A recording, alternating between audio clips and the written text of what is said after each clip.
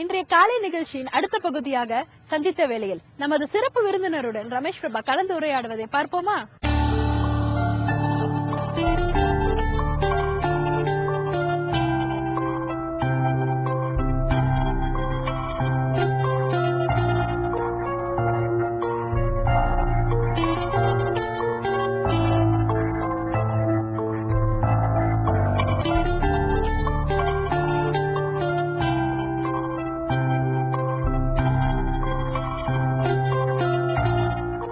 சந்தித்த வேளையில் இன்று நாம் சந்திக்க இருக்கும் சிறப்பு விருந்தினர் மருத்துவ நிபுணர் PS லலிதா. வணக்கம். வணக்கம். உங்களை பொறுத்தவரைக்கும் இந்த மாற்று மருத்துவம் அப்படின்னு சொல்லப்படுற சில வழிமுறைகள்ல இன்னைக்கு உங்களுடைய செயல்பாடுகளை பண்ணிட்டு வரீங்க.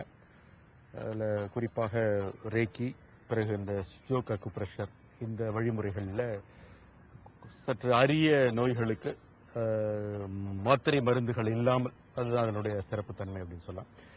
அடிப்படையில் முதல்ல ரேக்கி பற்றி பேசுவோம். ரேக்கி எந்த அடிப்படையில் செயல்படுது அப்படிங்கிற பற்றி கொஞ்சம் விரிவாக சொல்லுங்களேன். நம்ம மருத்துவ முறையில நம்ம கண்ணுக்கு தெரிஞ்ச பாடியை மட்டும் நம்ம பார்க்குறோம். ஆனால் நம்ம கண்ணுக்கு தெரியாம ஒருத்தருக்கும் ஒரு ஆரிக் பாடின்னு இருக்கு. அந்த சக்தி நம்மளை சுற்றி இருக்கு. அது நம்மளுடைய பாடி ஆனால் கண்ணுக்கு தெரியாத பாடி, கண்களுக்கு புலப்படாத நம்ம மூச்சு இழுக்கிறோம் இல்லையா இயற்கையிலே, அந்த மூச்சு மாதிரி நமக்கு இயற்கையிலே சக்தி இருக்கு. அந்த சக்தியில 7 சக்கரங்கள் இருக்கு. அந்த 7 சக்கரங்களும் நம்ம மூக்குல மட்டும் சுவாசிக்கிறோம்னு நினைச்சுக்கிட்டு இருக்கோம். ஆனா அந்த 7 சக்கரங்கள் வழியாக, முக்கிய சக்கரங்கள் சொல்லும், அது வழியா நம்ம எப்பவுமே பிரபஞ்ச சக்தியை நம்ம உள்ள இழுத்துட்டு இருக்கோம். அதனாலதான் நம்ம உயிரோட இருக்கோம், ஆரோக்கியத்தோட இருக்கோம்.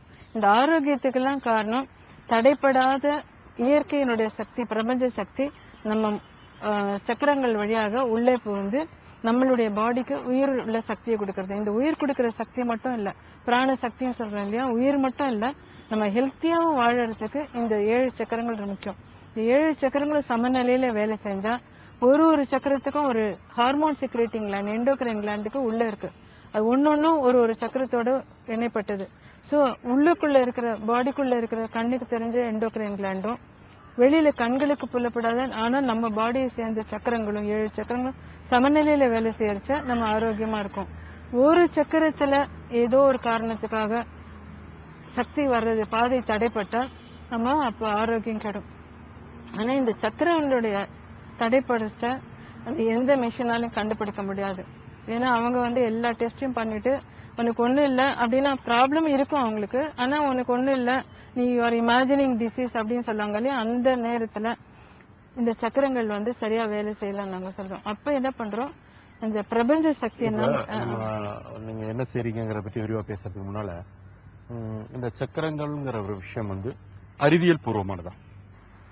அறிவியல்ன்றது நம்ம இப்ப நீங்க சொல்ற அறிவியல் இந்த மாடர்ன் சயின்ஸ் அறிவியல்றோம். நம்மளுடைய இந்தியன் கல்ச்சர்ல பாத்தீங்கன்னா, இந்தியால பாத்தீங்கன்னா நம்மளுடைய முன்னோர்கள் ரொம்ப நாளைக்கு முன்னாடி தவம் பண்ணி 3வது கண் இருக்கிறத அவங்க தெரிஞ்சுக்கிட்டாங்க. அந்த 3வது கண்களை அனுபவித்தத அவங்க சயின்ஸ் அப்படின்னாங்க. அதாவது நம்மளுடைய சயின்ஸ் டோட்டலி டிஃபரெண்ட், ரொம்ப பழங்காலத்து சயின்ஸ், பல்லாயிரக்கணக்கான வருஷத்துக்கு முன்னாடி வர்ற சயின்ஸ் முன்னோர்கள் அறிஞ்ச சயின்ஸ். அது குருகுலம் வழியா சொல்லி கொடுத்துட்டு இருந்தாங்க. ரெக்கார்ட் பண்ணல எதையும். அதனால இது சக்தியை மெஷினால கண்டுபிடிச்சு பண்ண முடியாது. இந்த மெஷின்லாம் 400 years old. இதுக்கு முன்னாடியே இருந்த சக்தியை பிரபஞ்ச சக்தி, பிரபஞ்சம் இருக்கிறச்சே சக்தி இருந்தது. அந்த சக்தி நம்ம கண்ணுக்கு தெரியாது. அந்த கண்ணுக்கு தெரியாதனால எப்படி நீங்க அறிவியல் பூர்வம், அறிவியல்ன்றது இந்த அறிவியல் வேற, நமக்கு தெரிஞ்ச விஞ்ஞானம்ன்றது, இந்தியன் சயின்ஸ்ன்றது வேற. வேற அறிவியலா இருக்கலாம், பட் அறிவியல் இருக்கா அதுல அப்படிங்கறது இருக்கு. அதாவது நம்ம இப்ப அதனாலதான் நான் சயின்டிபிக்கா எக்ஸ்பிளைன் பண்றேன். ஏன்னா பேசிக்கா நான் எப்படி செயல்படுது. இப்ப இந்த சக்கரங்கள் ஒரு சக்கரமும் ஒரு எண்டோக்ரைன் கிளாண்ட். ஒரு உதாரணம் சொல்லி சொல்லுங்களா? ஃபார் எக்ஸாம்பிள், இப்ப இந்த மணிப்புர சக்கரம் சரியா வேலை செய்யல, அப்ப என்ன பண்றோம், அறிவியல் பூர்வமா இல்லாம ஒரு சாதாரண ஒரு லேடி பாத்தீங்கன்னா வயிறு கலக்குதுன்னாங்க, ஏதோ ஒரு பயத்தினால வயிறு கலக்குதுன்னாங்க. அந்த வயிறு கலங்குறச்சு என்ன ஆகுது, பான்கிரியாஸ், அதுக்கு எண்டோக்ரைன் கிளாண்ட் உள்ள இருக்கிற பான்கிரியாஸ் அது சரியா வேலை செய்யல. அப்ப அது சரியா வேலை செய்யலன்னு உடனே என்ன ஆகும், அந்த பயத்துல உள்ள இருக்கிற ஸ்டோர் பண்ணின சுகர் கிளைகோஜன் சுகரா கன்வெர்ட் பண்ணி வெளியில வருது. அப்ப என்ன சொல்றாங்க, டயபெட்டிஸ் அப்படின்றாங்க. ஸோ இந்த எண்டோக்ரைன் கிளாண்டை வந்து நம்ம எப்போ சரியா வேலை செய்ய விடல, எப்போ நமக்கு ஸ்ட்ரெஸ், ஆங்ஸைட்டி, டென்ஷன் இருக்கோ அப்போ இந்த மணிஸ்பர சக்கரை வேலை செய்யாது. அதனால நாங்க என்ன சொல்றோம், எதுக்குமே ஸ்ட்ரெஸ் இல்லாம வாழ்ந்தீங்கன்னா உடல் ஆரோக்கியமா இருக்கும். ஸோ ஒரு சக்கரத்தையும், அதாவது நம்ம என்ன நினைக்கிறோம், ஒரு ஆர்கனுக்கும் ஒரு ஸ்பெஷலிஸ்ட் வேணும் அப்படின்றோம். அந்த மாதிரி கிடையாது. ஹோல் பாடியும் is taken as single entity. எல்லா சக்கரமும் சமநிலையில இருந்தா உள்ளுக்குள்ள எண்டோக்ரைன் ஆர்கன் சரியா வேலை செய்யும், சமநிலையில. ஸோ அப்போ ஹார்மோனல் பேலன்சிங் அப்படின்றோம். ஹார்மோனல் பேலன்சிங் எப்படி வருது, சக்கரா பேலன்சிங். அப்போ இந்த ரேக்கிங் வந்து எந்த நாட்டிலிருந்து வந்த ஒரு மருத்துவம்? ரேக்கின்றது வந்து முதல்ல வந்து இந்த நாட்டில தான் இருந்தது. அது ரெக்கார்ட் பண்ணதுனால அப்படியே அழிஞ்சு போயிடுச்சு. அதுக்கப்புறம் புத்தர் வந்தார். புத்தரும் வந்து மிஷினை வச்சு இப்படி சரி பண்ணல. அப்புறம் லார்ட் ஜீசஸ் கிரைஸ்ட் வந்தாரு. அவரும் இப்படி தொட்டா சரியா போகணும், அதுக்கெல்லாம் ரெக்கார்ட் கிடையாது. ஆனா நம்ம பிலீவ் பண்றோம். இந்த சயின்ஸ் எல்லாம் அழிஞ்சு போன சயின்ஸை ஒரு ஜப்பான் மாங்க் வந்து இங்க இந்தியாவுக்கு வந்து அவர் கத்துட்டு போய் அதை வந்து அது தன்னுடைய தாய்மொழியில அதுக்கு பேர் வச்சிருக்காரு ரேக்கின்னுட்டு. இந்த ஓல்டு வைன் நியூ பாட்டில் நம்ம சொல்றோம் இல்லையா. இப்ப ஒன்னும் இல்ல, சௌந்தரிய லஹரியில பாத்தீங்கன்னா லலிதா சாஸ்திரம் 7 சக்கரங்களோட பேர் இருக்கு. சோ கடவுளுடைய சக்தி வந்து அந்த 7 சக்கரம் நம்ம பாடியிலயும் இருக்கு. சோ இதை வந்து நமக்கு தெரிய வைக்கிறதுக்கு தான் இந்த ரேக்கின்றது கருத்து கொடுக்கணும். சரி, இந்தியாவில் இப்ப எந்த காலகட்டத்தில் பரவ ஆரம்பிச்சது? இந்தியா வந்து லாஸ்ட் செஞ்சுரியில வந்து last fag end of last century 90க்கு அப்புறம் இந்தியாவில் அது கொஞ்சம் பிரபலமாச்சு. அதுக்கு முன்னாடி அமெரிக்கால, ஜப்பான்ல இருந்து அமெரிக்காவுக்கு போச்சு. அமெரிக்கால இருந்து எல்லா நாட்டுக்கும். இப்போ WHO actually has accepted this as one of the alternative medicine. எந்த மாதிரியான நோய்கள் எல்லாம் இதுல குணப்படுத்த முடியும் அப்படிங்கறத பத்தி விரிவா சொல்லணும். இதுல வந்து அது நான் சொல்லியிருக்கல, ஸ்பெஷாலிட்டின்னு ஒன்றும் கிடையாது. உச்சந்தலையிலேருந்து உள்ளங்கால் வரைக்கும் எல்லா ப்ராப்ளத்தையும் சரி பண்ண முடியும். ஆனால் chronic disease like cervical spondylitis 10 வருஷமா இருக்கு, 20 வருஷமா இருக்குன்னாங்க. ஆஸ்துமா இருக்குன்னாங்க. ஆஸ்துமா வந்து என்ன, அவங்களுக்கு பாதை வந்து சரியா வேலை செய்யல, மூச்சுக்குழல் அது சரியா வைக்கிறதுக்கு இங்க ஆக்னிய சக்கரா இருக்கு. அது பிரெயின் தான் எல்லாத்துக்கும் கண்ட்ரோல். அங்கேருந்து மூச்சுக்குழலுக்கு போறது இங்க இந்த விஷுத்த சக்கரம், இந்த அநாகத்த சக்கரம், 3 சக்கரம், அந்த மாதிரி சக்கரா வழியாக கைகளை வச்சு நாங்க சரி பண்றோம். இந்த மாதிரி பேக் பெயின்னா உடனே என்ன பண்றாங்க, டெஸ்ட் பண்ணிட்டு maybe you may have to go for surgery அப்படின்றாங்க. சர்ஜரி வேணான்றவங்க என்கிட்ட வராங்க. ஸ்பாண்டிலைட்டிஸ்க்கு, டிஸ்க் ப்ரோலாப்ஸ் ரொம்ப காமன் இப்போ லம்பார் ரீஜன்ல, அந்த மாதிரி இருக்கிறவங்க வராங்க. இப்போ கேன்சர்ல பாத்தீங்கன்னா கீமோதெரப்பி நிறைய இருக்கு. கீமோதெரப்பி பண்றாங்க, ரேடியேஷன், அது சைடு எஃபெக்ட்ஸ் நிறைய இருக்கு. அந்த சைடு எஃபெக்ட்ஸ்னால பாடி ரொம்ப வீக் ஆயிடுது. அந்த மாதிரி டிசீஸ்க்கெல்லாம் கூட நான் பண்றேன். இதுதான் பண்ண முடியும், இதுதான் பண்ண முடியாது கிடையாது. ஆனா நாங்களா போய் தேடின்னு போய் நீ வா அப்படின்னு கூப்பிடுறது இல்ல. அவங்களா தேடிட்டு வர வச்சா எஸ் இட் இஸ் பாசிபிள். ஏன்னா ரேக்கி வந்து ஒரு மாதிரி ஆன்மீக சக்தி, பிரபஞ்ச சக்தி. அந்த சக்தியால குணப்படுத்த முடியாதுன்னா வேற எதாலும், நம்ம இழுக்கிற மூச்சால ஒண்ணு பண்ண முடியாதுன்னா வேற எதாலும் பண்ண முடியாது. அந்த அளவுக்கு ரேக்கி இஸ் அல்டிமேட் தெரப்பின்ற அளவுக்கு நான் வந்திருக்கேன். சரி, இதுல எந்த ஒரு குறிப்பிட்ட விஷயத்துக்கும் எவ்வளவு காலகட்டத்துல இதுக்கு தீர்வு கிடைக்கும்? அதாவது காலகட்டம் நான் எப்படி சொல்றேன்னா அவங்களோட நம்பிக்கை பொறுத்திருக்கு. இப்போ ஃபுல்லா இதுதான் எனக்கு வேணும், நான் வேற யாருக்கிட்டையும் போக மாட்டேன் அப்படின்னா within a week's time they get some relief. இப்ப நேர வராங்க, இப்ப கால் தடிக்க விழுந்துட்டாங்க, அடிபடுறது, உடனே எமர்ஜென்சி ட்ரீட்மெண்ட் மாதிரி கொடுக்கலாம். ரொம்ப கிரானிக் ப்ராப்ளம், அதாவது இப்ப முதுகு வலி, கழுத்து வலின்னு வராங்க, 2 நாள்ல அவங்களுக்கு நல்ல ரெஸ்பான்ஸ் தெரியும். ஆனா அது உடனே நிறுத்திட்டோம்னா பின்னாடி வரக்கூடாது இல்லையா. பின்னாடி வந்தா ஆனா நான் ரேக்கிக்கு போனேன், ஒன்னும் பிரயோஜனம் இல்லை அப்படின்னு சொல்லக்கூடாதுன்றதுக்கோசரம் அனதர் 1 வீக் எக்ஸ்டெண்ட் பண்ணிட்டு அப்புறம் 15 நாளைக்கு ஒரு தடவை 1 மாசத்துக்கு ரொம்ப சிம்பிளா பண்ணி ரொம்ப நாள் அவங்க வர வேண்டான்ற அளவுக்கு கொண்டு வந்துட்டு இருக்கோம். Maybe 1 week, not more then that, அவ்வளவுதான். அந்த மாதிரி எந்த டிசீஸ் சில விஷயங்களை எடுத்துக்கோம். உதாரணமாக சர்க்கரை நோய், டயபெட்டிஸ்க்கே நம்ம என்ன சொல்றோம், இதுக்கு ஒரு தீர்வு இல்லை, வாழ்நாள் முழுக்க நம்ம அதோட தான் வாழணும் அப்படின்னு சொல்றோம். ஆஸ்மா அந்த மாதிரி ரொம்ப சிரமப்படுவர்கள், இது போன்ற விஷயங்களுக்குலாம் சர்க்கரை நோய்க்கு வந்து மருந்தே சாப்பிடாம வந்தாங்கன்னா அவங்க சாப்பிட விடாம பண்ணிடுவோம். மருந்து சாப்பிட விடாம. சர்க்கரை நோய்ன்றது வந்து மனசு கலங்கி, இப்ப சொன்ன இல்லையா, மணிப்புர சக்கரா சரியா வேலை செய்யலன்னா பேன்கிரியாஸ்ல ஒரு சின்ன group of microscopic group of cells வந்து அது உலகத்தையே ஆட்டி வைக்குது. ஆனா மனசை வந்து நம்ம தைரியம், நம்ம காலத்துல என்ன பண்றோம், பூஜை பண்றோம், மெடிடேஷன், தியானம் பண்றோம். அந்த தியானம் பண்றச்ச நம்மளுடைய மனசு வந்து ஃபுல்லா அமைதியாயிடுது. எப்ப மனசு அமைதியாயிருதோ ஒரு வியாதி கிட்ட வராது. சோ அதனால நாங்க வந்து டயபெட்டிஸ் வந்து பயப்படவே வேணாம், மருந்தே சாப்பிட வேண்டாம். ஆனா நாங்க வந்து வரைச்ச மருந்து சாப்பிடறதை நிறுத்து அப்படின்னு சொல்றது கிடையாது. அவங்களா கொஞ்சம் கொஞ்சமா டேப்பர் பண்ணி கொண்டு வந்துடுறாங்க. அதே மாதிரி ஆஸ்மாக்கு விதின் 2 days 30 வருஷம் 20 வருஷம் சின்ன வயசுல இருந்து இருக்கிறவங்களுக்கு எல்லாம் 2-3 days நல்ல கியூர் ஆகுது. ஆனா கொஞ்சம் கண்டினியூ பண்ணி இந்த இதுல வந்து நாங்க இந்த ஒரு ப்ரோப் இதுதான் எங்களுக்கு சிலது வந்து சுஜோகோபி ஃபங்க்ஷன், இதுல வந்து இந்த இடத்துல நீங்க ப்ரெஷர் கொடுங்க, நீங்களே பண்ணிக்கோங்க. ஸோ அவங்களுக்கு வந்து டைம் வேஸ்ட் ஆகாது, பணம் வேஸ்ட் ஆகாது, ரொம்ப சிம்பிளா பண்ணி கொடுத்துடுறோம். இப்போ மாத்திரை மருந்துகள் இல்லாத பத்தி சொன்னீங்க. ஆனா அவங்களா என்ன பிரச்சனைன்னு வந்து சொல்லிட்டு வர்றது ஒரு வகை. என்ன பிரச்சனைன்னு தெரியாத வர்றவர்களுக்கு டயக்னோசிஸ்ங்கிறது எப்படி உங்களால பண்ண? டயக்னோசிஸ் வந்து இந்த 7 சக்கரங்கள் இல்லையா, இந்த கைகள் தான் எங்களுக்கு ஆயுதமே.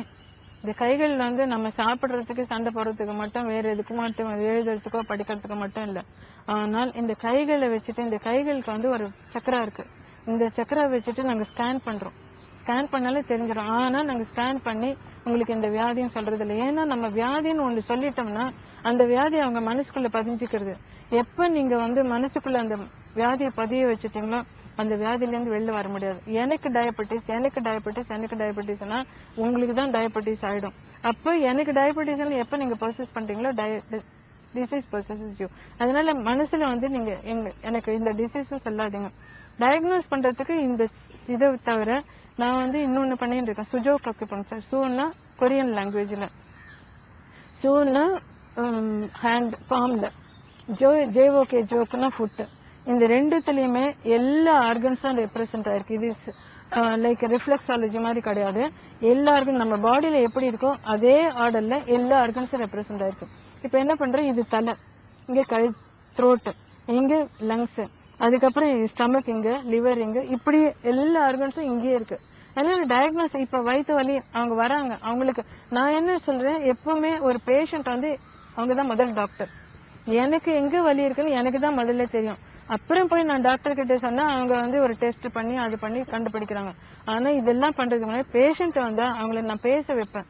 எத்தனை நாளா இருக்கு, எப்போ வந்தது, எதனால வந்தது, எல்லாம் அவங்க கிட்ட பேசிட்டு தெரிஞ்சிடும். அப்ப எனக்கு எந்த சக்கரால போறதுன்னு தெரிஞ்சிடும். இப்ப வயிற்று தலைவலின்னா தலை இந்த இடத்துல இருக்கு, ஸோ அதுக்கு ஒரு சக்கரா இருக்கு, அதை கண்ட்ரோல் பண்றதுக்கு பிரெயினோ இல்ல சென்சரி ஆர்கன்ஸ் இல்ல கண்ட்ரோல் பண்றதுக்கு அது இருக்கு. ஸோ அங்க போயிடும். அதையும் தவிர பிரெயின்ல எந்த பார்ட் ஆஃப் வயிற்றா இருக்கு, இப்ப கண்ணு, எந்த கண்ணு லெஃப்டா ரைட்டா, இதெல்லாம் கண்டுபிடிக்கிறது இதுதான் எங்களுக்கு மெஷினே. இந்த சுஜோக் அக்குபங்க்சர்ல இப்படி வச்சுட்டு அமர்த்திட்டு எந்த இடத்துல அதிகமா வலி இருக்குன்னு கண்டுபிடிச்சா டயக்னோஸ் பண்றது ஈஸி, ட்ரீட் பண்றது ஈஸி, அவ்வளவு சுலபம். இதுலயே மெரிடியன் இருக்கு, சக்தி பாதைகள் இருக்கு, அது 12 பாதைகள் இருக்கு. இதுல traditional acupuncture all over the body. இந்த விரல்லயே 12 பாதைகள் மெரிடியன்ஸும் இந்த விரல்லயே வந்துருது. 6 பாதைகள் இங்க, 6 பாதைகள், ஒரு பாதையும் மெரிடியன் நட்டு, ஒரு மெரிடியனும் ஒரு ஆர்கனை சேர்ந்தது. ஸோ எந்த ஆர்கனுக்கு அவங்களுக்கு ப்ராப்ளம் இருக்கோ அந்த மெரிடியனுக்கு எந்த எலிமெண்ட், அந்த பஞ்சபூதங்கள்ன்றாங்கல்ல, இந்த மாடர்ன் சயின்ஸ்ல வந்து பஞ்சபூதங்களை பத்தி கிடையாது. நம்மளுடைய ஈஸ்டர்ன் சயின்ஸ்ல தான், ஏன்ஷியன் சயின்ஸ்ல தான் இந்த பஞ்சபூதங்கள், இயற்கை, பிரபஞ்சம் எல்லாம் உண்டு. நான் வந்து படிச்சிருக்கேன் அலோபதியில, அந்த வெட்டினரியில இருந்தா கூட அலோபதி படிச்சிருக்கேன். ஆனால் எங்களுக்கு வந்து இந்த 5 எலிமெண்ட்ஸை பத்தி ஒரு பாடம் கிடையாது, மனசை பத்தி ஒரு பாடம் கிடையாது. இது எல்லாம் வந்து நம்மளுடைய சயின்ஸ். இந்த சயின்ஸ் வந்து பேசிக் சயின்ஸ். இதை வச்சு நம்ம கண்டுபிடிக்கிற மாதிரி ரிசர்ச் பண்றாங்களே தவிர இதுல வந்து ஸோ இந்த மெரிடியன்ல வந்து எது சரியா வேலை செய்யல, அந்த 5 எலிமெண்ட்ஸ்ல இந்த விண்ட் எலிமெண்ட் அதிகமா சக்தி வேண்டியிருக்கா இல்ல குறைவா வேண்டியிருக்கா, இதெல்லாம் கண்டுபிடிச்சு இப்படி போட்டா அவங்ககிட்ட கேட்பேன். ஆஸ்மா வராங்க, இது லங்கு மெரிடியன், இப்ப நான் இப்படி வச்சுனா லங்கு செடேட் பண்ணணுமா இல்லைன்னா டோனிஃபை பண்ணணுமா, ஸ்டிமுலேட் பண்ணணுமா அப்படின்னா இந்த லங்கனுடைய பாதையில ஒரு பர்டிகுலர் பாயிண்ட் எந்த எலிமெண்ட் வேணுமோ அதை அமர்த்திட்டு இப்போ உங்களுக்கு கான்சென்ட்ரேட் பண்ணுங்க, பிரீதிங் டிஃபிகல்ட்டி இருக்கா, கஷ்டமா இருக்கா இல்ல கம்ஃபர்டபுளா இருக்கா, கம்ஃபர்டபுளா இருக்குதுன்னா சரி, டிஃபிகல்ட்டினா சேஞ்ச் ஆஃப் டைரக்ஷன், ஸ்டிமுலேஷன், இது ரெண்டு தான். ஒன்னு டிஃபிஷியன்சி, ஒன்னு எக்ஸசிவ், இது தவிர வேற கிடையாது எங்க ட்ரீட்மெண்ட்.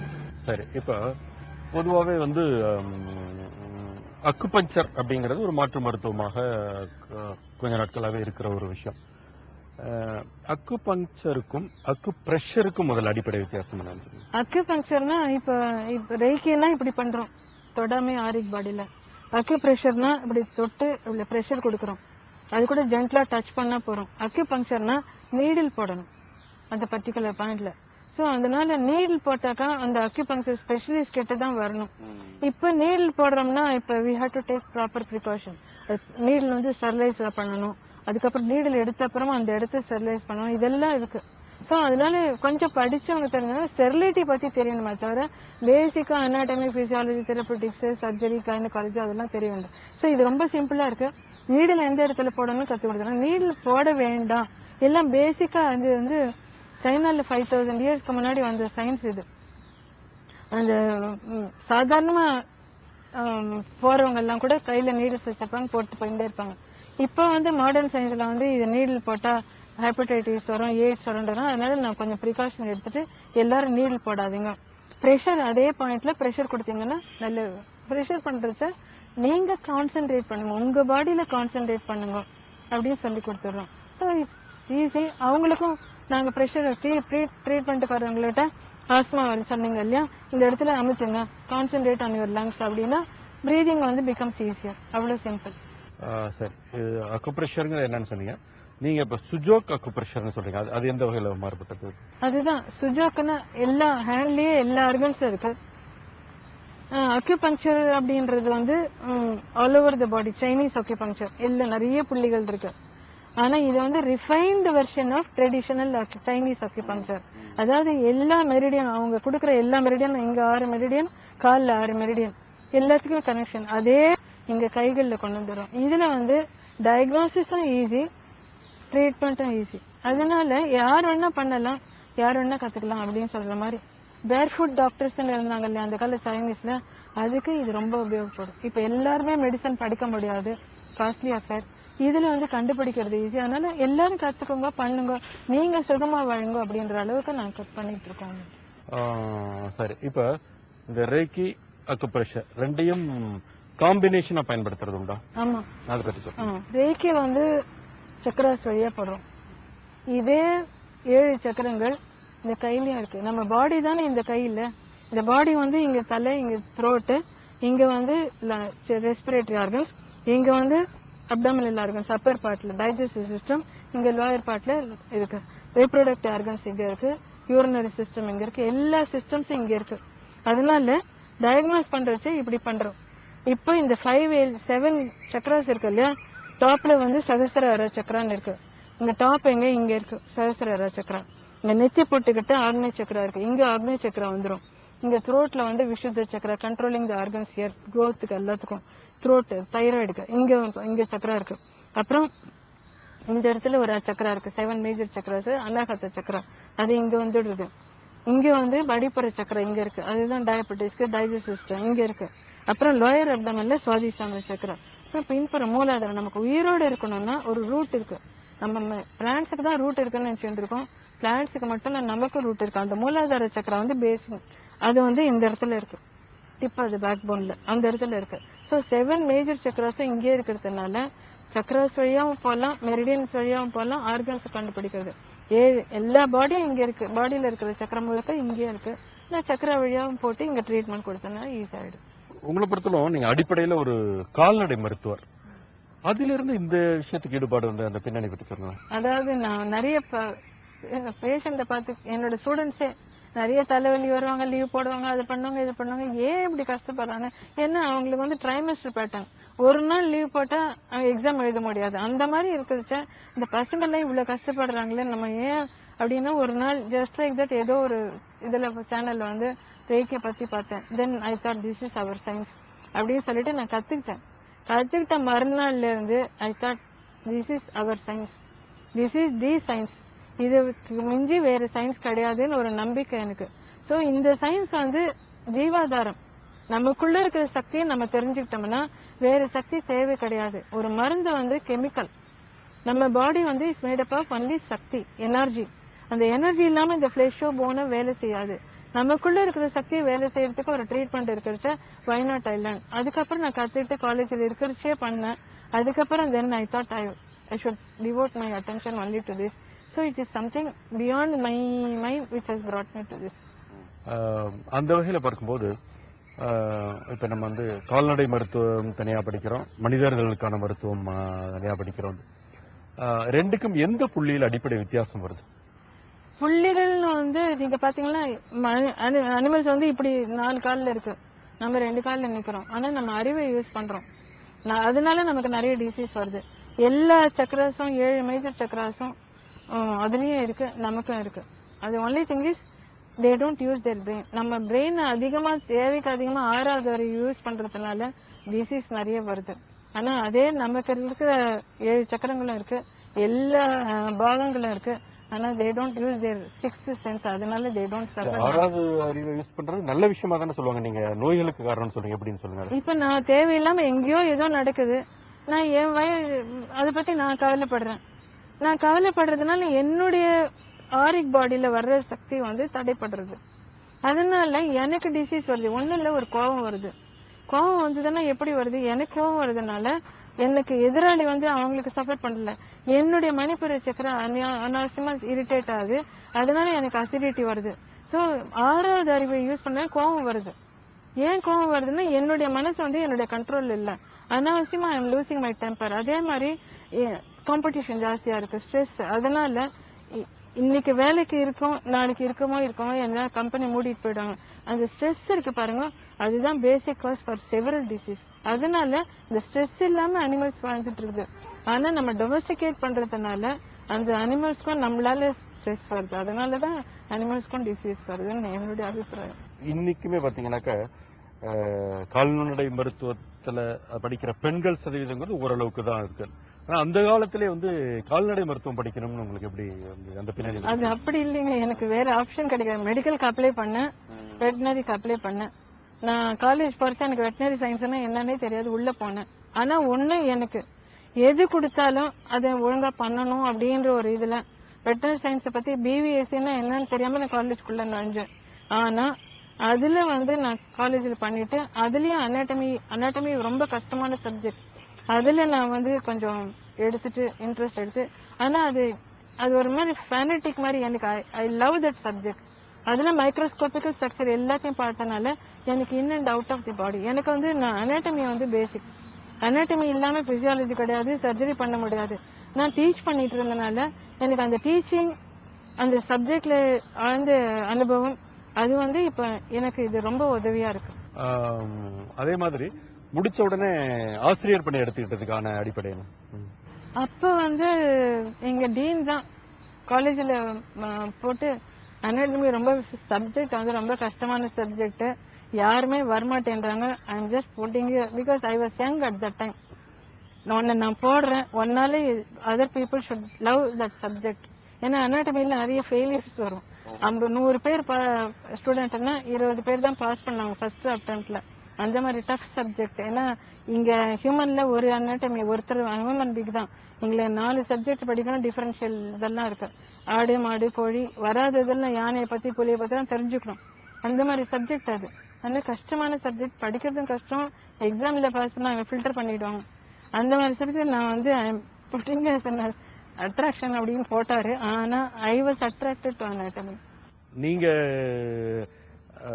சொல்லித்தர ஆரம்பிச்ச பிறகு அவர் எதிர்பார்த்த மாதிரி மாணவர்களுக்கு அந்த சப்ஜெக்ட் மேல ஒரு பிடிப்பு வர ஆரம்பிச்சுதான் நிறைய பேர் பாஸ் பண்ண ஆரம்பிச்சாங்களா? நிறைய பேர் பாஸ் பண்றதோட இல்ல, இப்போ இந்தியாலயே நான் தான் முதல்ல அண்டர் கிராஜுவேட் லெவல்ல ஒரு ரிசர்ச் ப்ரோக்ராம் பண்ணி, அப்ப நிறைய அதுக்கு எதிர்ப்பு எல்லாம் நிறைய இருந்தது. அண்டர் கிராஜுவேட்டுக்கு எப்படி போஸ்ட் கிராஜுவேஷன்ல தான் ரிசர்ச் பண்ணி தீசிஸ் பண்ணணும், நீ எப்படி ஹேண்டில் பண்ண, எதிர்ப்பு நிறைய இருந்தது. ஆனா ஃபார்ச்சுனேட்லி எங்க வைஸ் சான்சலர் வந்து பண்ணுங்க அப்படின்னுட்டு என்னுடைய ஸ்டூடெண்ட்ஸ் வந்து ரிசர்ச் அவங்களா ஒரிஜினல் என்னுடைய கைடன்ஸ்ல ரிசர்ச் பண்ணி நிறைய பேப்பர்ஸ் பப்ளிஷ் பண்ணாங்க. இப்போ அவங்களுடைய கான்டாக்ட்ஸ் எங்கிட்ட இருக்கு. அமெரிக்கால இருக்காங்க, கலிபோர்னியால ஒரு கம்பெனில இருக்கான், ஃபைசர்ல அம்பாசிடர். அவன் இன்னைக்கும் கான்டாக்ட், அவன் ப்ரோக்ராம் போடுறச்ச மேடம் உங்களை தான் நினைச்சுக்கிட்டேன், நீங்க உங்ககிட்ட பண்ண ரிசர்ச் தான் ரிசர்ச் அப்படின்ற அளவுக்கு அண்டர் கிராஜுவேட் லெவலில்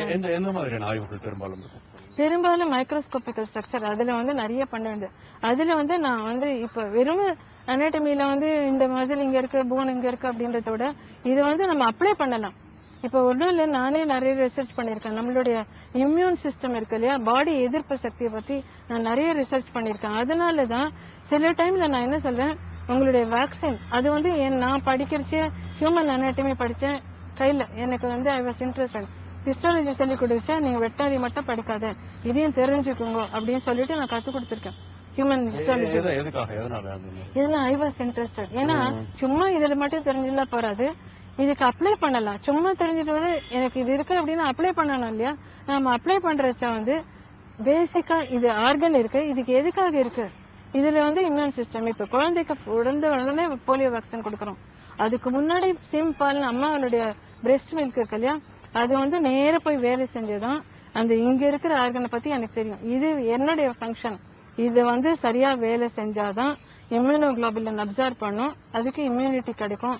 இல்லைன்னா இந்த மாதிரி டிஃபெக்டோட இந்த குழந்தை பிறந்ததானா, நியூட்ரிஷனல் டிஃபிஷியன்ஸோட ஒரு குழந்தை பிறந்தானா நீங்க என்னதான் வேக்சின் கொடுத்தாலும் அது வேலை செய்யாதுன்ற அளவுக்கு நான் ரிசர்ச் பண்ணி பப்ளிஷும் பண்ணியிருக்கேன். நேர சொல்லியிருக்கேன் மெடிக்கல் கான்ஃபரன்ஸ்லயும் போய் இந்த மாதிரி போலியோ வேக்சினும் அதுவும் பால் குழந்தைக்கு சிசேரியன் பண்ணிடுறாங்க, குழந்தைய தள்ளி வச்சுடுறாங்க.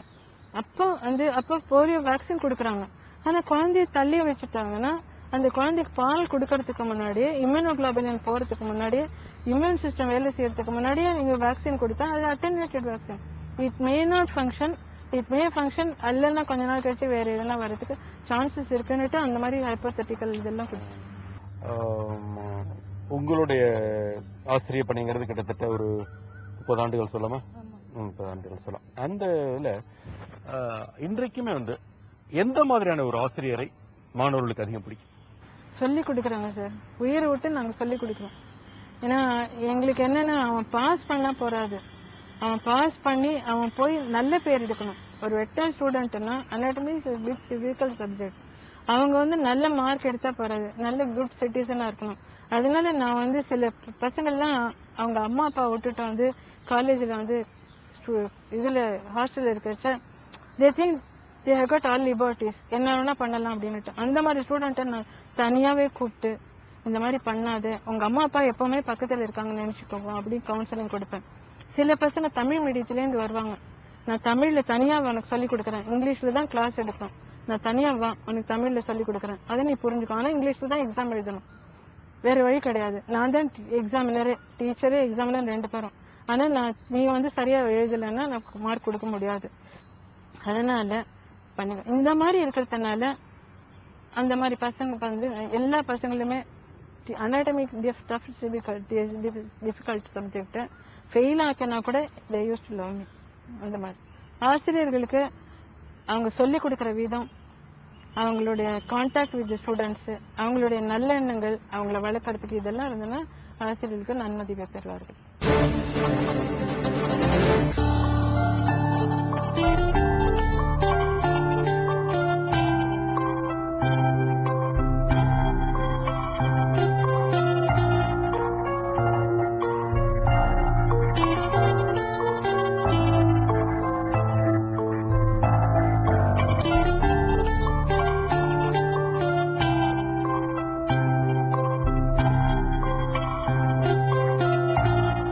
அதாவது உங்களுடைய டீன் வந்து இந்த சப்ஜெக்டை உனக்கு சிறப்பா வருது, இதுல கஷ்டப்படுறாங்களே ஆசிரியராகன்னு சொல்லி தான் நீங்க வந்து, ஆனா உங்களுக்கே வந்து எனக்கு இந்த ஆசிரியர் சொல்லித்தரது சரியா வருது அப்படிங்கறத நீங்க உணர்றதுக்கு எவ்வளவு டைம் எடுத்து? இல்ல அது போன உடனே அந்த காலத்துல எல்லாம் போன உடனே உங்களுக்கு லெக்சர் கிளாஸ் கொடுத்துட மாட்டாங்க. பிராக்டிக்கல்ல we used to have lot of students, பிராக்டிக்கல்ல தான் we used to learn. அது பாடியை பிரிச்சு போட்டுட்டு இது என்னன்ட்டு கம்ப்ளீட்டா அது வந்து நாங்க கத்துக்கிடுச்சோம். வந்து அது வந்து அவ்வளவு ஈஸி சப்ஜெக்ட் கிடையாது. கத்துக்கிட்டு ஒரு சப்ஜெக்ட் ஒரு 3 பிஜி பண்ண அப்புறமா அதுல ஆழ்ந்த அறிவு இது பண்ணி தீசிஸ் பண்றது, ரிசர்ச் பண்றதெல்லாம் அனுபவம் வந்த அப்புறம் ஒரு 4 வருஷம் கழிச்சுதான் எஸ் இட்ஸ் பாசிபிள் அப்படின்னுட்டு. அதுக்கப்புறமா சும்மா இல்லை அப்டேட் பண்ணணும், என்ன இருக்கு அப்படின்னு தெரிஞ்சு அப்டேட்ல அனாட்டமியில அப்டேட் பண்ண முடியாது, அது எப்படி எல்லாம் அப்ளை பண்ணலாம் அப்படின்னு சொல்லிட்டு I was the first one to go for anatomy with anatomy with pathology, anatomy with immunology, anatomy with therapeutics அந்த மாதிரி சப்ஜெக்ட்லாம் எடுத்து அந்தந்த கான்ஃபரன்ஸ்க்கு போய் அவங்களே சொன்னாங்க, என்ன மேடம் பயோடெக்னாலஜி கான்ஃபரன்ஸ்க்கு நீங்க வந்துட்டீங்க, நான் பேசுறத பாரு அப்புறம் இது whether it is relevant or not அப்படின்னு. அப்ளைட் சயின்ஸ்ல ஐ வாஸ் வெரி குட். அந்த துறை சார்ந்து வெளிநாடுகளுக்கு போகிற வாய்ப்புகள் அப்ப நான் போகல. ஆனா இப்ப வந்து இந்த சயின்ஸ்க்கு வந்ததுக்கு அப்புறம் வெளிநாடுகளுக்கு போறேன். அந்த அனுபவங்களை சொல்லுங்க. இப்ப நான் மலேசியாவுக்கு இப்ப ரீசெண்டா மலேசியாவுக்கு சிலானுக்கு போனேன். அப்ப வந்து இங்க நம்மளுடைய தன்வந்திரி இருக்கார் இல்லையா, கடவுளுக்கே மருத்துவர், தேவலோகத்துல மருத்துவர், அவருக்கு ஈக்குவலா புத்த தேசான்னு ஒண்ணு அங்க ஸ்ரீலங்கால ஐ காட் புத்த தேசா அவார்ட் ஃபார் தி இது. அதுக்கப்புறம் மலேசியாவுக்கு போயிருக்கேன். அங்கே இந்த சயின்ஸை பத்தி தான் பேசுறேன். எங்க போனாலும் பேஸ்ட் ஆன் அனாட்டமி என்னெல்லாம் பண்ணலாம் அப்படின்றதுக்கு ரேக்கி இல்லை. அந்த அனாட்டமி இருந்தா கூட அந்த சப்ஜெக்டினுடைய ஆழ்ந்த அனுபவத்தினால இதை நான் புரிஞ்சுக்க முடியுது. நம்மளுடைய பாடியில என்ன இருக்குன்னு புரிஞ்சுன்னா இதை நாம கனெக்ட் பண்ணிட்டு, அதனால சிலானுக்கு போயிருக்கேன், மலேசியாவுக்கு போயிருக்கேன், சிங்கப்பூர் போயிருக்கேன், இந்த மாதிரி கான்ஃபரன்ஸ் போயிருக்கேன். அனாட்டமில இன்னும் டச் வித் தட். அதுல வந்து நான் இந்த சயின்ஸை நான் பேசுறேன். அனாட்டமி பத்தி இல்லாம ரேக்கிலாம் எப்படி காட்சி கொடுக்கலாம். அப்ப பிரெயினை வந்து நான் சொல்லி கொடுத்த விதம் வேற. இப்ப இதுல வந்ததுக்கு அப்புறம் என்னோட சயின்ஸே வேற மாத்தி, பிரெயின்னா அது இருக்கு, ஆனா அதுக்கு சக்தி வர்றது வந்து குண்டாலினி சக்தியில வந்து ரேக்கியை கனெக்ட் பண்ணி சொல்லிட்டு இருக்கேன். இப்ப உங்களுடைய ஸ்பெஷலைசேஷன் அனாட்டமின்னு சொல்லும் போது அடிப்படையில விலங்குகளுக்கும் மனிதர்களுக்குமே அனாட்டமில மிகப்பெரிய வேறுபாடுகள் உண்டா? மிகப்பெரிய வேறுபாடுகள் ரொம்ப கிடையாது, கொஞ்சம் வேறுபாடு இருக்கு. அதே சிஸ்டம்ஸ், எல்லா சிஸ்டம் இருக்கு. டைஜஸ்ட் சிஸ்டம் இருக்கு, நியூராலஜி, நர்வஸ் சிஸ்டம் இருக்கு, ரெஸ்பிரேட்டரி, எல்லா சிஸ்டம் இருக்கு. கொஞ்சம் அதனுடைய லைஃப் ஸ்டைல் இருக்கு இல்லையா, அதுக்கு கொஞ்சம் மாறுபாடு, அவ்வளவுதான். அதனால இது ஈஸி, எங்களுக்கு வந்து இது easy to understand and face human anatomy. இப்போ கொஞ்ச நாட்களுக்கு முன்பு சரி பல சமயங்கள் இது பேசப்படுறது உண்டு. உதாரணமாக சில விஷயங்கள் விலங்குகளுக்கு முன்கூட்டியே தெரியும்.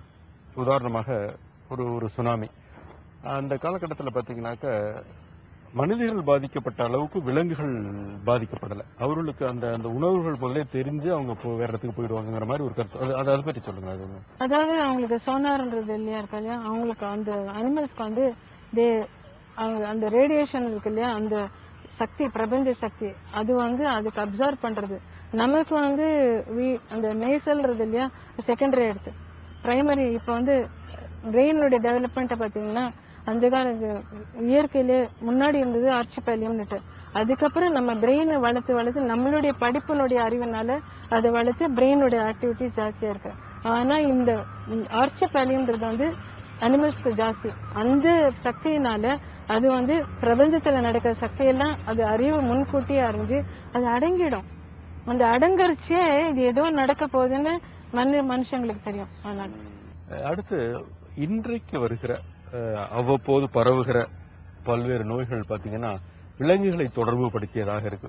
எலி காய்ச்சல் அப்படின்ற, பறவை காய்ச்சல் அப்படிங்கிறோம். அந்த மாதிரி நிறைய வந்து விலங்குகளை தொடர்பு படுத்தி இருக்கிறதுக்கான அடிப்படை எதெல்லாம் அங்கிருந்து இங்கு வரும், இங்கிருந்து அந்த விஷயங்களை பற்றி சொல்லணும். எப்பவுமே உண்டுங்க. இப்ப ரேபிஸ்ன்றது வந்து விலங்குல இருந்து மனுஷனுக்கு வருது.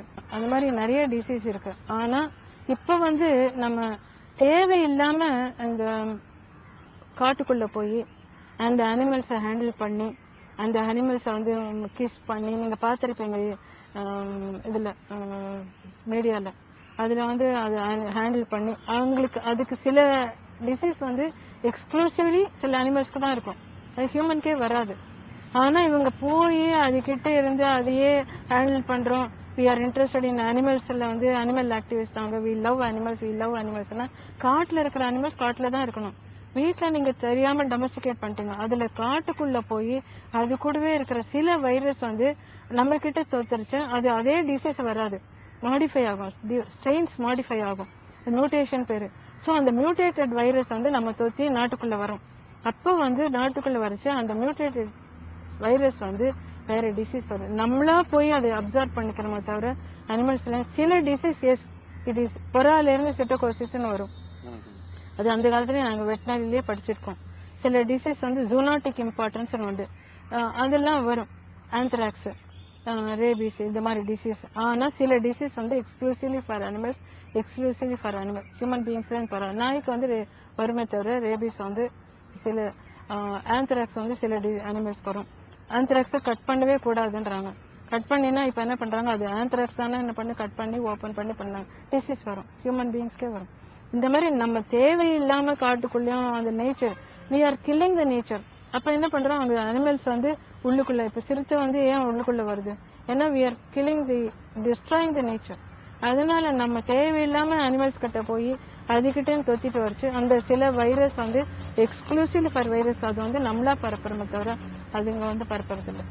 சரி, இது வந்து காட்டுக்குள்ள போறதுங்கிறது ஒரு உதாரணம். இன்னும் சில சமயங்கள இன்னைக்கு செல்ல பிராணிகளாக வீட்டுல வளர்க்கறத எடுத்துட்டா கூட ஒரு பூனை அல்லது ஒரு நாயை வந்து அளவுக்கு அதிகமாக நமக்கு இணையாக வச்சுக்கிட்டு நம்ம பெட்லயே படுக்க வச்சுட்டு நம்ம கட்டி பிடிச்சிட்டு முத்தம் கொடுத்துட்டு இதெல்லாம் எந்த அளவுக்கு சரியானதுங்கிறது? சரியானது இல்லைங்க. நான் என்னையே கேட்பாங்க, இந்த மாதிரி பண்ணாதீங்க, டொமஸ்டிகேட்டட் அனிமல்ஸ் நீங்க எங்க நாயை எங்க குளிப்பாட்டி நட்டுள்ள வச்சாலும் தமிழ்லயே இருக்கு இல்லையா, அது வந்து அந்த மாதிரி நம்ம எந்தெந்த இடத்துல எது எது வைக்கணுமோ அது பண்ணாம ஒண்ணுல வாக்கிங்கே போறாங்க, இவங்க ஷூ போட்டுட்டு போறாங்க, ஃபுல்லா ஷூ போட்டு, நாய்க்கு ஒண்ணும் கிடையாது. ஆனா they don't wash the feet, அப்படியே வந்து எகிரி குதிச்சு நம்ம போறதுக்கு முன்னாடி அது பெட்ல போய் படுத்துக்குது. அதனால தெருல இருக்கிற டிசீஸ் எல்லாம், குப்பையில இருக்கிறதெல்லாம் பெட்ல வருது. we don't clean the bed daily. அதனால நிறைய டிசீஸ். அதனால என்ன கேட்பாங்க, நீங்க என்ன அனிமல் வெட்டினரியா இருந்துட்டு இந்த மாதிரி எகென்ஸ்ட் அனிமல் இது வச்சுக்கணும், நாயை வளர்க்காதுங்க சொல்ல. நாயை வளர்க்காதுமா, வளங்க, ஆனா அது எது எது பண்ணணுமோ அது பண்ணணும். ஒண்ணு இல்ல, பிரஷ் பண்றாங்க, பிரஷ் பண்றச்சே அந்த ஹேர் எல்லாம் வருது, அதனால அலர்ஜி வருது. நிறைய குழந்தைகள் ஆஸ்மாவிலேயே இருக்கு. இதெல்லாம் பேசிக்கா மைட்ஸ் இருக்கு, அந்த சின்ன சின்ன பூச்சிகள்லாம் அதுல இருக்கும். அதெல்லாம் வந்து ஏசி ரூம்ல போய் உள்ள உட்காந்துக்கும், அதனால நமக்கு நிறைய டிசீஸ். ஸோ நாய் ஒன்றும் இல்லை, சில என் சண்டை சொல்லும், நாயை வளர்க்குறோம் அது குட்டி போடுறதுன்றோம். நம்ம வந்து ஒரு குழந்தைய பத்தினா நம்ம உடனே எங்க 2 குழந்தை இருக்கு, ஒரு குழந்தை நீ எடுத்துக்கோன்னு சொல்றது இல்ல. அல்லது நாயை வளர்க்குறவங்க என்ன பண்றாங்க, 6 குட்டி போட்டது, நீ 4 குட்டி எனக்கு 2 குட்டி. நம்ம பண்ணாததை ஏன் அனிமல், அந்த தாய்க்கு எவ்வளவு ஒரு பரிவு இருக்கும் அது நம்ம தெரிஞ்சுக்கலாம். நாய் வளர்க்குறோம் தாய் மேல பரிவு இருக்க, அந்த குட்டியை பிரிஞ்ச தாய் எவ்வளவு வருத்தப்படுறது அது தெரியறது இல்ல. நான் அனிமல் லவர் வந்து ஒரு அளவுக்கு இருக்கணுங்க. too much of love also is going to spoil the நம்மளுடைய ஹியூமன் இதையே பதிப்போம். ஒன்றும் இல்லை, ரேபீஸ் வேக்சின், இப்போ ரேபீஸ் வேக்சின் பண்றது இல்லை. கிண்ணூர் சொட்டில் 5 ரூபாய்க்கு கிடைச்சதை வந்து இப்போ கிடைக்கிறது இல்லை. யாரால, நம்மளால தான் கழிச்சுட்டு இருக்கோம். சரி, அந்த வகையில பார்க்கும்போது இன்றைக்கு நீங்க கத்துக்கிட்டு இருக்கிற இந்த மாற்று மருத்துவங்கள் அப்படின்னு சொல்லும்போது, தொடக்கத்துல உங்ககிட்ட அதை பத்தி வர்றவங்களோ அதை பத்தி பேசுறவங்களோ அடிப்படையில கொஞ்சம் அதை நம்பிக்கை இல்லாம வர வாய்ப்பு இருக்கு. இது என்ன, இது நம்ம இவ்வளவு பெரிய ஹாஸ்பிட்டல்ல போய் ஸ்கேன் பண்றோம், இதை பண்றோம், எல்லாம் பண்றோம், இவ்வளவு மாத்திரை மருந்துகள் அறுவை சிகிச்சை பண்றோம், இவங்க ஏதோ போற போக்குல இதுல இப்படிங்கிறாங்களே அப்படின்ற ஒரு அடிப்படை நம்பிக்கை இல்லாம வர்றதுக்கான வாய்ப்புகள் சற்று அதிகமா இருக்குல்ல. எந்த காலகட்டத்தில் உங்களுக்கு நம்பிக்கை வரும்? இப்ப கூட வருது. நீங்க என்ன, நான் பாரதி ராஜால ஒர்க் பண்ணிட்டு இருக்கேன் கன்சல்டன்டா. நீங்க ஃபர்ஸ்ட் முதல்ல 5 மாடி கட்டடம், ஒரு ஹார்ட் பேஷண்ட் வந்தாரு, நல்லா ஆயிட்டாரு. ஃபர்ஸ்ட் டேவா அவர் பால்பிட்டேஷன்லாம் போயிடுச்சு. மறுநாள் வந்து நான் ராத்திரி தூங்கலாங்க. 5வது மாடியில உட்காந்துருக்கீங்க நீங்க, 4 மாடிலையும் ஆப்ரேஷன் தியேட்டர் இருக்கு, மெடிக்கல் டாக்டர்ஸ் ஸ்பெஷலிஸ்ட் இருக்காங்க. எப்படி மேடம் உங்களாங்க? அது நல்ல காலம், எனக்கு அவர் எம்டி நல்ல எம்டி கிடைச்சாரு, இஸ் ப்ரொமோட்டிங். இப்பவும் ஒருத்தருக்கு சரியா போச்சுன்னா அவங்க போய் சொன்னாங்கன்னா 8 பேர் கீழே சொன்னா ஒருத்தரை நம்புவாங்க மாட்டாங்க. ஏன்னா நம்ம அடிப்படையில் அது ஊறிடுச்சு. இவ்வளவு பெரிய காலேஜஸ் இருக்கு, இவ்வளவு பெரிய ஹாஸ்பிட்டல் இருக்கு, நானும் அதுல இருந்து வந்ததுதான். ஆனா இதனுடைய எஃபெக்ட பார்த்துட்டு பூர்ண நம்பிக்கை எனக்கு இந்த சயின்ஸ்ல வந்தாச்சு. அதனால இதுதான் அல்டிமேட் தெரப்பி. இதால பண்ண முடியாதுதான். ஏன்னா எல்லாத்தையும் முடிச்சுட்டு, ஒரு அலோபதியோ ஆயுர்வேதாவோ சித்தாவோ எல்லாத்தையும் முடிச்சுட்டு முடியாத ஸ்டேஜ்ல என்கிட்ட வராங்க. அப்ப மிரக்கிள்ஸ் டூ ஹேப்பன். என்னாலே நம்ப முடியாது.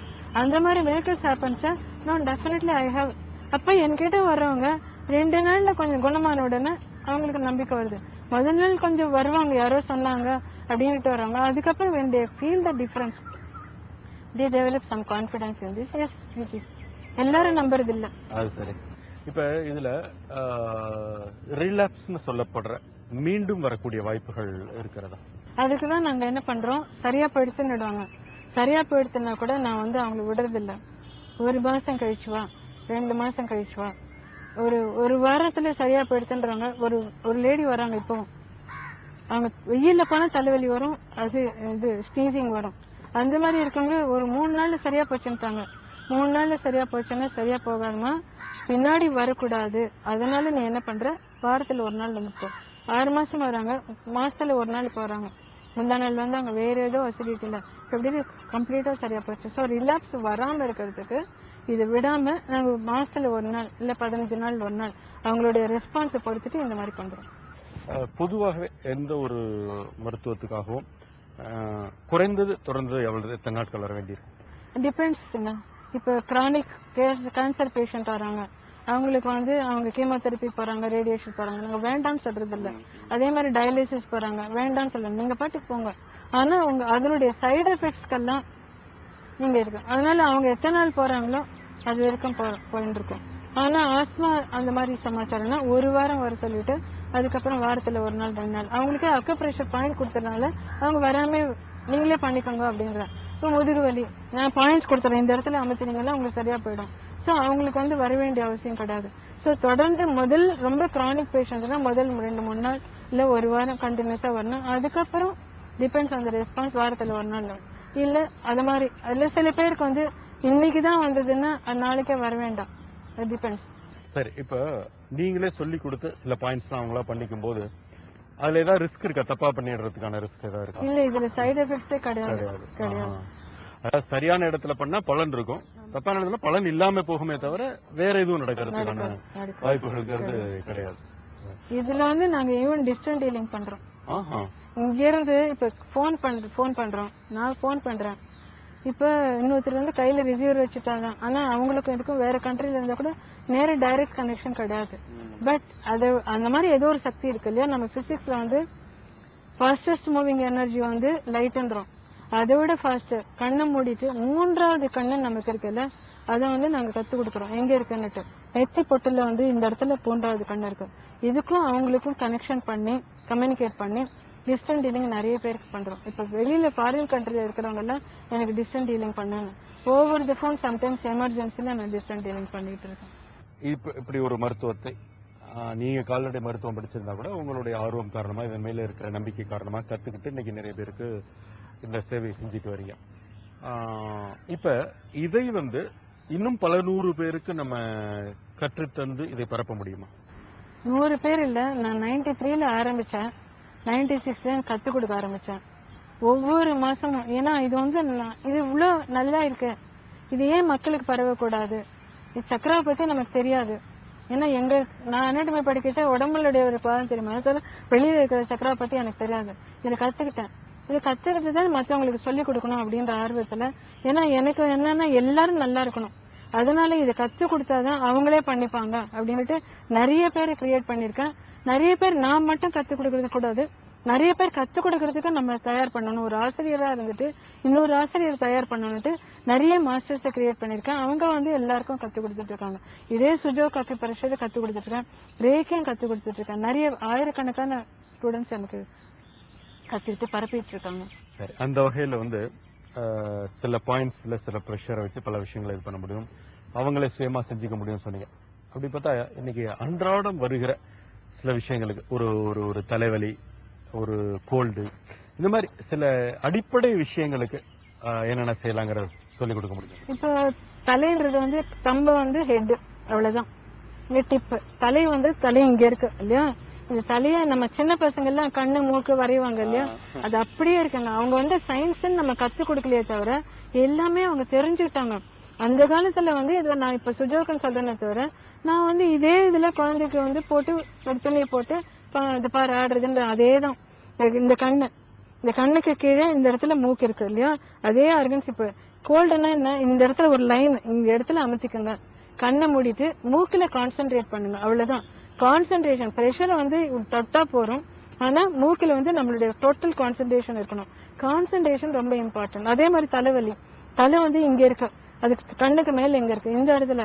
இதை வந்து ஃப்ரான்டல் சைனசைட்டிஸ் இல்லையா, அதுக்கு தலைவலிக்கு பிபி இருந்ததுன்னா இந்த இடத்துல அமைக்கணும். மனசு வந்து பிபில வந்து தலை வந்து ஹெவினஸ் இருக்கும், அந்த ஹெவினஸ் அப்படியே கண்ணை முடிச்சு இப்படியே படுத்தீங்கன்னா தலைவலியும் குறையும், ஹெட் வந்து ரொம்ப ரிலாக்ஸ் ஆகும். ரிலாக்ஸேஷன் சில பேர் வந்து எனக்கு ஸ்ட்ரெஸ்ன்றாங்கல்ல, இதான் இப்படியே அமைச்சுக்கிட்டு கொஞ்ச நேரம் அப்படியே கண்ணை மூடிட்டு தலையில மனசு இருந்ததுன்னா அவ்வளவுதான். மனசு வந்து அந்த பாகத்தை இருக்கணும். பெயினை பத்தி நினைக்கிறது இல்ல. இப்ப மூக்குன்னா கோல்டு, எனக்கு கோல்டு போகணும்னு நினைக்காம மூக்கில மனசு இருக்கணும். நம்ம பாடிக்கு, நம்ம கண்ணுக்கு தெரியுற பாடி இல்ல, அதுல மனசு இருந்தானே சரியா போயிடும். அவ்வளவுதான். அதுல ஏதாவது இடது கை வலது கை ஏதாவது வித்தியாசம் இல்ல, எல்லா கையிலயும் 2 கையிலயும் எல்லா ஆர்கன்ஸும் இருக்கு.